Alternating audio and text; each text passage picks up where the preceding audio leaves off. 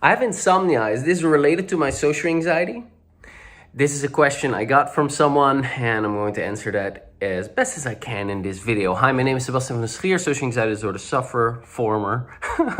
And I'm a social confidence coach. I help people feel relaxed and at ease and comfortable and chill and playful in social situations. And this question, I'm going to give you my personal experience and that of a couple of clients that I've worked with in the past 12 years. But I'm going to start out by reading to you the following that I found by good friend Google. Now, this was from a research study. It goes, consistent with expectation, social anxiety was associated with increased insomnia symptoms. Specifically, social anxiety was correlated with sleep dissatisfaction, sleep-related functional impairment, perception of a sleep problem to others, and distress about sleep problems. Importantly, depressive symptoms mediated the relationship between social anxiety and insomnia, thereby at least partially accounting for insomnia among socially anxious individuals.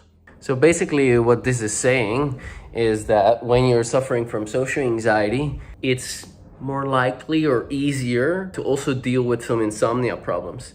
Now, definitely not all people deal with insomnia when they also have social anxiety.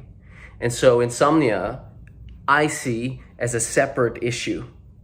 They're related to each other and, social anxiety can make it worse, but insomnia is something that you want to see as a separate issue, okay? And ideally you work with someone who can address both of these issues. And yeah, just from personal experience, have I laid in my bed worrying about who I was going to run into the next day, or this party that was coming up, or what decision I should make, or so on?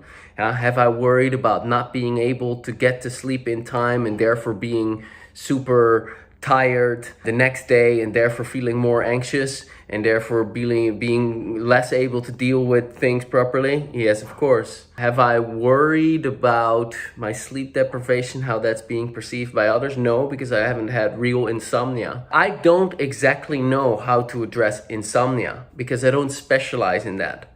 But someone who specializes in insomnia can help you address insomnia. That's why I'm saying they're separate issues. If you come for social anxiety, I know how to address that. Maybe when social anxiety is addressed, the insomnia decreases, maybe even disappears as well. I don't know. I've never had a client who has reported that. So there you go.